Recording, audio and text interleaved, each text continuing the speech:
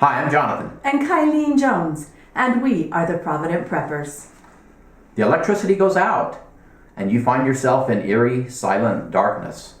Frantically, you search your memory, trying to figure out where you left the flashlight. You fumble in the dark, desperately trying to find some source of light. Are you ready and able to light your world without electricity?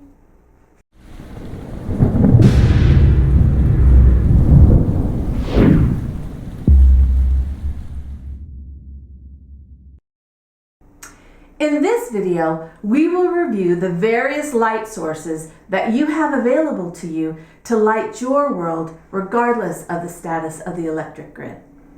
Join us as we take a look at these options and how you can keep your family safe and in the light during an electrical outage. Today we're talking about brilliant ideas to light your world in a power outage. And this is based off of the post that we made, the brilliant ideas to literally light your world in a power outage. So if you'll Google that, you'll get a lot of good information. We are going to talk about basic lighting requirements. The first thing you need to do is define your lighting needs. You need personal or task lights so that you can read or do small tasks without having to expend the energy to light the entire room. You need area lighting, for instance, a lantern on your kitchen table so that you have a larger area that is lit with light. Hands-free. A headlamp is a great example of that, so that you have both of your hands free to do the task and yet you still have light. And then flameless options. There are times when you will not want to have an open flame. Another consideration is the duration of your need. Are you going to need to provide light for a few hours, days? Perhaps you'll need to do it for months, or who knows? So you need to make sure that you have the right tools to light your world for however long you may be required to do it without power.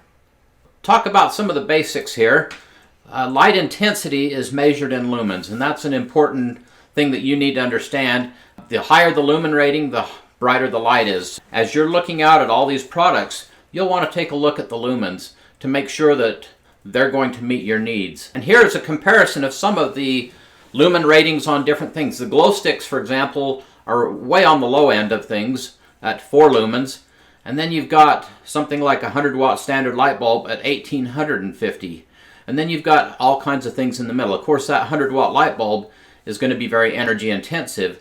You can move to some of the things like a 12-watt compact fluorescent or a 18-watt LED, and you can still get a lot of light with a lot less energy usage.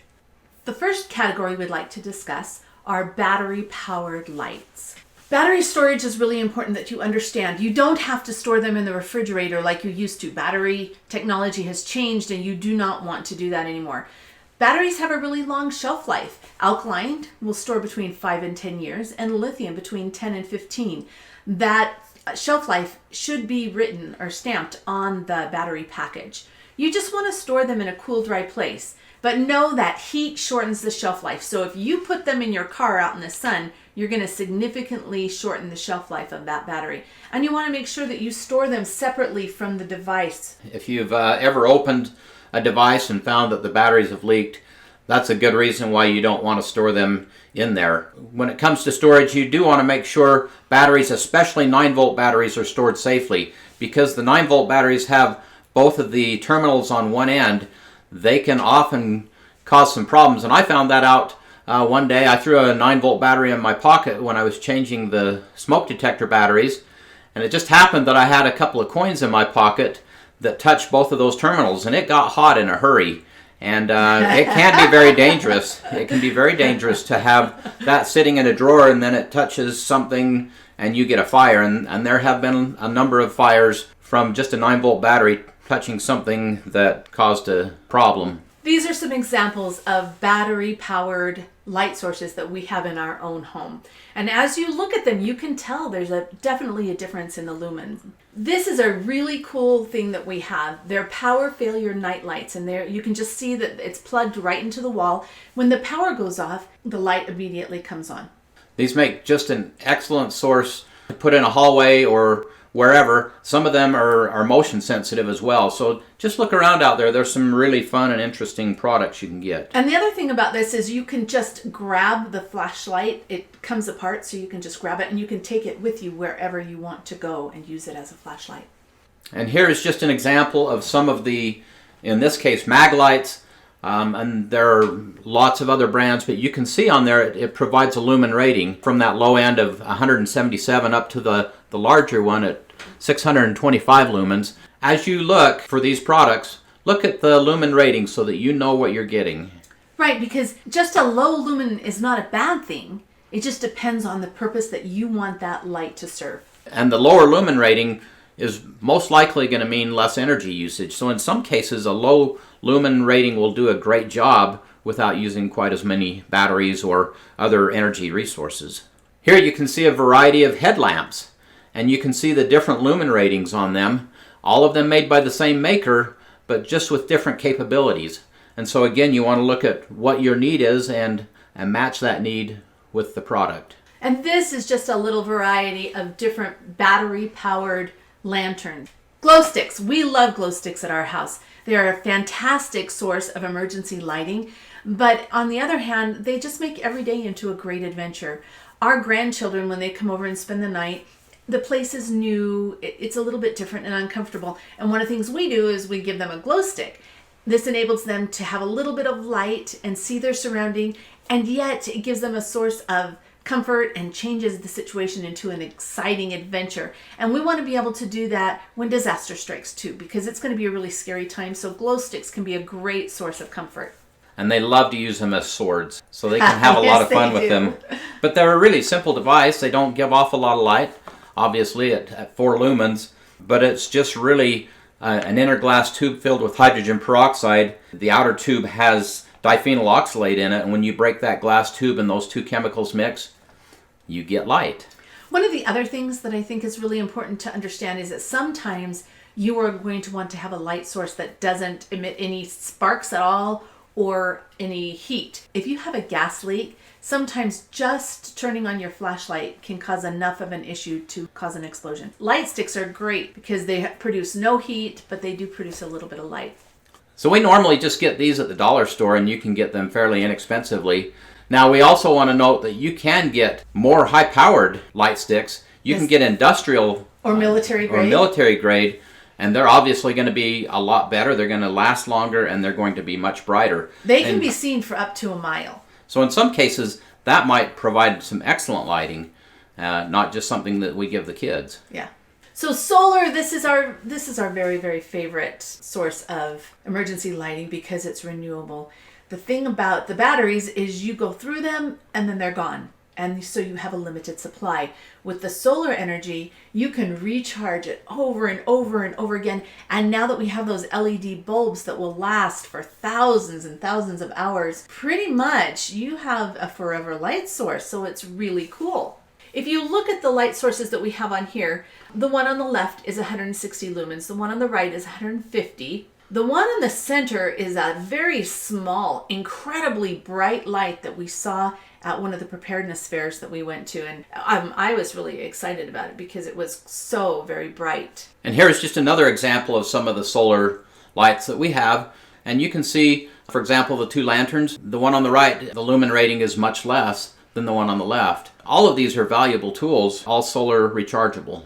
This was kind of cool. So another one of the fairs that we went to, or the expos we went to, and on the left, you see a whole bunch of outdoor landscape solar lights. And what they have done is they have put them in a bucket. There are holes drilled in the top of this bucket, and I don't remember what the medium is inside, if it was sand or what, but they wanted the lights to be at all different levels so that it was kind of like a very bright chandelier. And they can take this bucket in its entirety outside, let it charge, and then bring the whole thing inside. They can just let it light an area like that, or they can take one of those lights out and use it as a flashlight around the house. I thought that was a really incredible idea. So however you choose to use those outdoor landscape lights, they are kind of a really valuable tool, and they're not very expensive. This is one of our south-facing windows, and we just have these things lined up in there, and they just stay charged and ready and available for use. Here is another source of lighting that just uses a manual crank for energy. In this case, it's from Port-au-Prince, Haiti, and these little devices were being distributed so that people could have information. A lot of these do include a radio as well as a light, and for very little money, without the need for batteries, these people could crank this thing and have light and information all at the same time. These are some of the manual lighting devices that we have. In an extended power outage, anything that you have to shake or crank to make the light stay on is going to be extremely annoying.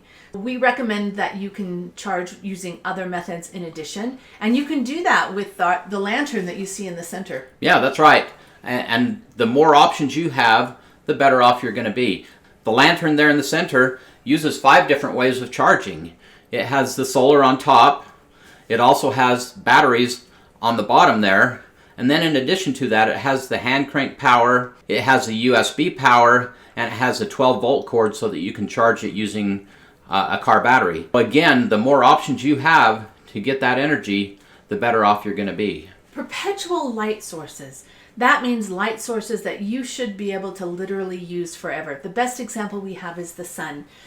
One of the things that we recommend is that you look at the ways that you can naturally light your house so that in an emergency situation or an extended power outage, you don't have to use your valuable resources to light your home. A window is a great way to light your home. The sun is the ultimate perpetual light source. That's right. Light colors or mirrors in your home reflect that light and help it to feel much brighter. This is an interesting product that we came across a few years ago and that we have really enjoyed. It's made by PAQLITE. It takes no batteries, no bulbs, and no electricity, and it lasts virtually forever. Just a great source of light.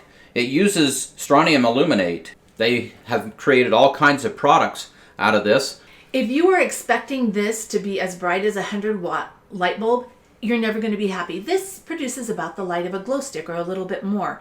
It'll charge just with the ambient light from your room, but over the period of the night, you usually have like 10 to 14 hours where it will maintain that charge. It'll be gradually darker and darker and darker. However, if you turn on a flashlight or any type of light, it'll immediately recharge, and then you begin that process over again. If you look on the right-hand side, you will see what 2 of the PAQLITE products look like in the day. They have a whole bunch. I recommend that you go and visit their website and see what they offer. The PAQLITE products are being held up, and you can see how much light they give off in the completely dark situation. You can see in the number 10 cans slightly reflecting some of the light on the right-hand side. But it is a valuable way to be able to have a little bit of light in the darkness always without using additional resources. We'll talk a little bit about open flame. We are not huge fans of open flame, but there will be some times when maybe that is a good option. This is one of the candles that we like. It's a 100-hour plus candle. Flame is not very large nor very bright, but in a very dark situation, that might be enough to help you navigate or just to give you a little bit of comfort. Right. It's a really clean burning candle. You can tell there's hardly any smoke that comes out of it at all. It's all nice and self-contained. One thing that's really important to remember is this is not going to be a 100-watt bulb. This is just a very small light that is only 13 lumens about, maybe not even quite that much. So it's a little bit more than a glow stick, but not much. And this is just a variety of different candles, and you can see the size of the flame comparison. The tall one in the back, that's actually an emergency candle that is sold to be an emergency candle. But that's the type of light that you're going to get from these candles. And this is a kerosene lantern. We do not advocate burning kerosene indoors. You can burn kerosene indoors, but it produces carbon monoxide, and it is just not the best choice. If you do choose to burn kerosene indoors, make sure that you ventilate well. This is a collection of Coleman lanterns. I thought it was a fantastic picture, so I wanted to include that. Because Coleman lanterns have been around for a while, and if you see them, they produce an incredibly bright light. It's just an old camping favorite. The thing that you need to remember is that Coleman fuel or white gas produces a tremendous amount of carbon monoxide. You should never burn these indoors. because of the amount of carbon monoxide that they produce. It could be very dangerous for your family. So, are you ready for lights out?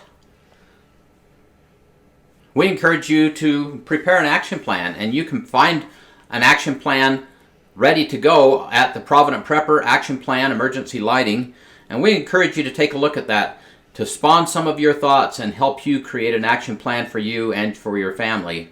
We also encourage you to look at the Provident Prepper, Brilliant Ideas to Literally Light Your World in a Power Outage, and also the Provident Prepper Emergency Lighting Recommended Products.